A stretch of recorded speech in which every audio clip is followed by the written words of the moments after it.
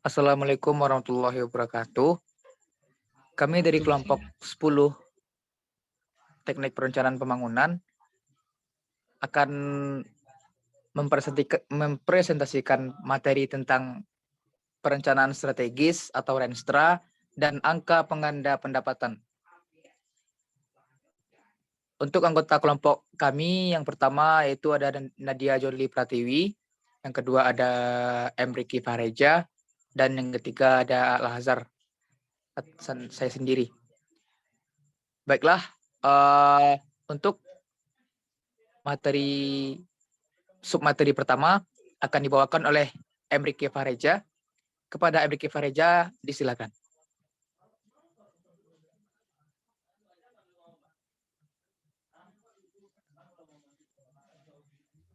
Baiklah, saya akan menjelaskan 7 tahapan penyusunan perencanaan perusahaan. Yang pertama ada organisasi, kedua analisa dan ramalan lingkungan, yang ketiga analisa internal dan perkiraan posisi, yang keempat pembuatan tujuan dan sasaran, yang kelima pengembangan strategis, keenam pengembangan rencana, dan yang terakhir implementasi.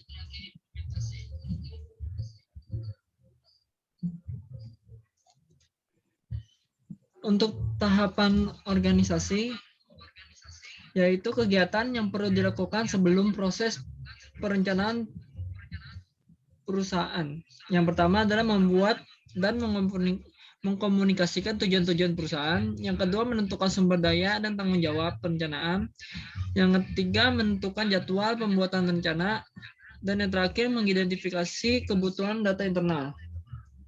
Pertama, keterlibatan dan dukungan dari pihak manajemen puncak selama proses penyusunan rencana, yaitu dengan partisipasi manajemen senior dalam menentukan tujuan sementara, dan perusahaan akan berfungsi sebagai pedoman dalam proses perencanaan, sehingga membantu manajer-manajer dalam mengembangkan sasaran dan strategi yang konsisten dengan arah perusahaan. Kedua, dikembangkan dan dikomunikasikan tujuan sementara tersebut dalam menentukan tanggung jawab, jadwal waktu, dan identifikasi kebutuhan internal dan eksternal.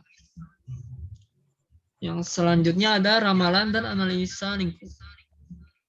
Pada tahapan ini perusahaan mempelajari tren, peristiwa, dan karakteristik lingkungan eksternal dengan 4 bidang yang luar, yakni pengaruh, pengaturan, dan politik.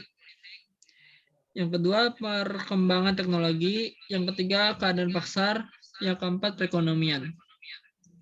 Tujuan utama tahapan ini adalah untuk mengidentifikasikan, menganalisa, dan meramalkan hal eksternal yang mungkin akan berpengaruh pada keberhasilan perusahaan dalam jangka panjang. Yang selanjutnya ada analisa internal dan perkiraan posisi. Pada tahapan ini bertujuan memberikan gambaran yang menyeluruh tentang searah perkembangan perusahaan dalam industri untuk bisa mengidentifikasi kekuatan dan kelemahan. Tahapan ini disebut juga introspeksi. Introspeksi sendiri yang terdiri dari manajemen audit, penelaahan kondisi keuangan perusahaan, dan analisa tentang pasar dan strateginya saat ini.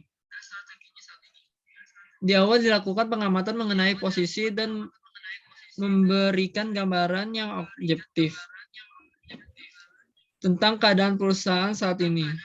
Selanjutnya memusatkan perhatian terhadap faktor-faktor yang dipertimbangkan dalam perencanaan. Faktor di sini yaitu penelaahan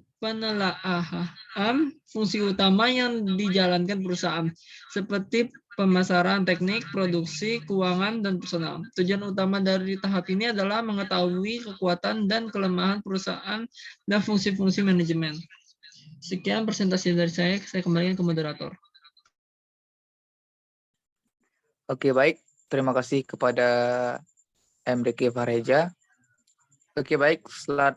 Untuk sub materi atau slide selanjutnya akan dijelaskan oleh saya sendiri. Tolong slide-nya, Ki. Oke. 4. Pembuatan tujuan dan sasaran. Tahap ini mendefinisikan kembali misi perusahaan dan membuat garis-garis besar tujuan-tujuan dan sasaran-sasaran pendukung. Karena di awal tahap organisasi telah didefinisikan sementara misi dan tujuan perusahaan. Maka di sini yaitu perlu didefinisikan kembali untuk memastikan ke arah mana perusahaan akan maju. Berikut 3 hal yang perlu ditentukan dalam tahap ini. Yang pertama yaitu penentuan misi perusahaan. Yang kedua, mengembangkan tujuan dan sasaran. Dan yang ketiga, komunikasi tujuan dan sasaran. Next.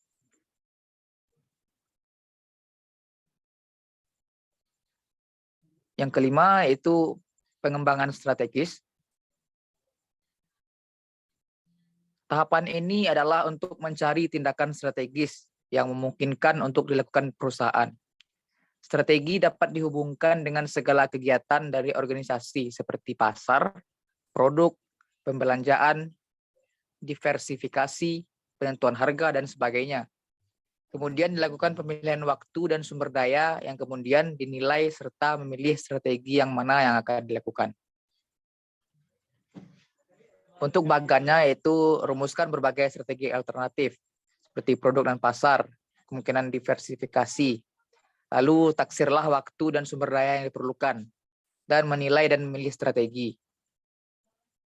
Strategi yang digunakan oleh Eastern Airlines untuk mempengaruhi market share ada 3 pilihan strategi, yaitu yang pertama strategi superioritas memberikan servis terbaik kepada para langganan.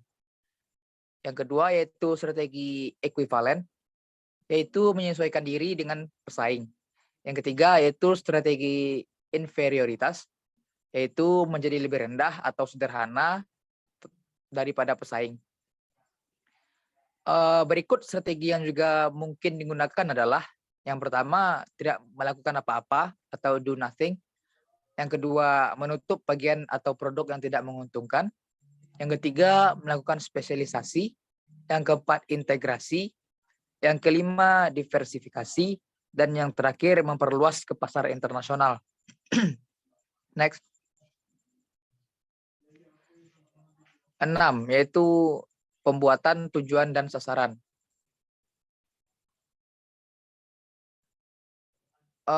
Tahap ini bertujuan untuk menyatukan berbagai bagian laporan yang sebelumnya telah diarsipkan dan untuk membuat ringkasan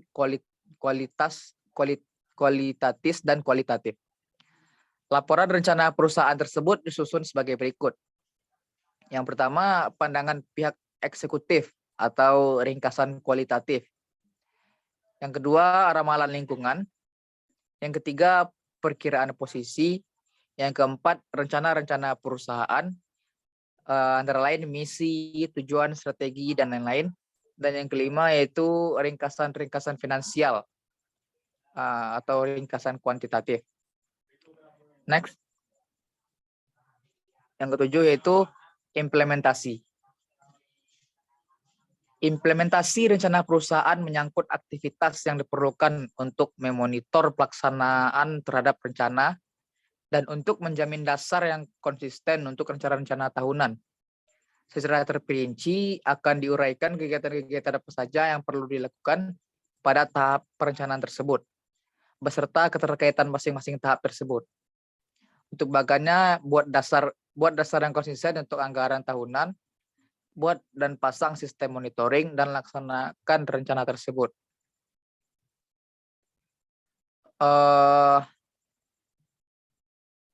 Oke, mungkin sekian materi yang dapat saya sampaikan. Selanjutnya untuk slide yang selanjutnya akan dijelaskan oleh Nadia Johnly. Kepada Nadia Johnly dipersilakan. Baik, terima kasih moderator. Selanjutnya saya akan menjelaskan yaitu mengenai memonitor lingkungan eksternal, yaitu terdapat 5 faktor-faktor. Yang pertama yaitu faktor-faktor ekonomi. Yang ini terkait dengan keadaan perekonomian, proyeksi ekonomi jangka panjang, seperti semakin meningkatnya tingkat inflasi atau menurunnya tingkat keuntungan investasi. Yang kedua, faktor-faktor fisik. Yang faktor ini berkaitan dengan dan mempengaruhi seluruhnya di perusahaan maupun masyarakat, yaitu berkurangnya suplai dari sumber-sumber alam tertentu, adanya polusi, cuaca, dan cuaca yang buruk. Yang ketiga itu faktor-faktor politik. Yang faktor politik ini berkaitan dengan undang-undang, peraturan pemerintah, dan sikap politik. Contohnya yaitu berkaitan dengan program kesejahteraan dan perbaikan sosial. Dengan hal tersebut akan mengurangi pengeluaran pemerintah untuk pertahanan militer, dan maka industri atau perusahaan itu akan dikaitkan dengan masalah pertahanan dan akan terpengaruhi. Yang keempat yaitu faktor-faktor sosial. Di sini berkaitan dengan norma-norma sosial di masyarakat, dan itu selalu terjadi perubahan. Perubahan itu akan menimbulkan perubahan dalam produk dan jasa yang ditawarkan perusahaan. Dan yang terakhir itu faktor-faktor teknologi. Teknologi di sini semakin berkembang, dan hal tersebut memberikan perubahan-perubahan yang dramatis bagi masyarakat dan juga perusahaan. Selanjutnya itu saya akan menerangkan mengenai angka pengganda pendapatan. Angka pengganda pendapatan ini merupakan teknik perencanaan daerah dan sektoral. Angka pengganda pendapatan atau K adalah suatu perkiraan tentang potensi kenaikan pendapatan dari suatu kegiatan ekonomi yang baru di masyarakat. Untuk rumusnya yaitu K sama dengan 1/1 kurang MPC dikali PSY, di mana MPC itu adalah proporsi pendapatan daerah yang dibelanjakan di daerah. PSY adalah bagian dari pengeluaran daerah yang menghasilkan pendapatan bagi daerah. Selanjutnya, itu contoh soal. Contoh soalnya itu diketahui data perekonomian negara Jepang, yaitu pada tingkat pendapatan nasional sebesar 200 miliar rupiah, maka pengeluaran konsumsi rumah tangga sebesar 100 miliar rupiah.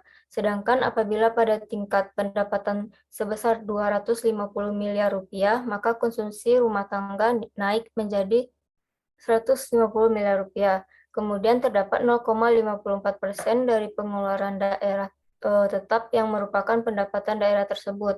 Di sini maka tentukanlah besar angka pengganda pendapatan tersebut.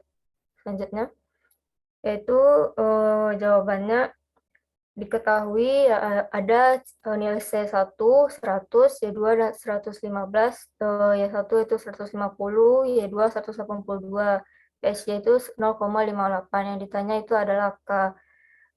Untuk pertama, untuk mencari nilai K sesuai rumus sebelumnya itu belum terdapat nilai MPC, maka dicari nilai MPC itu adalah delta C per delta Y, dia didapatkan hasil 0,47. Maka dimasukkan kepada rumus K, yaitu 1 dikurang 1 kurang 0,47 dikali 0,57 menghasilkan nilai angka pengganda pendapatan sebesar 1,365. Ini maksudnya yaitu didapatkan hasil angka pengganda pendapatan sebesar 1,365 miliar. Baik, sekian penjelasan materi dari saya kembalikan kepada moderator. Oke, baik. Terima kasih atas penjelasannya kepada Nadia Jonli. Baik, mungkin sekian materi dari kelompok 10, yaitu tentang rencana strategis dan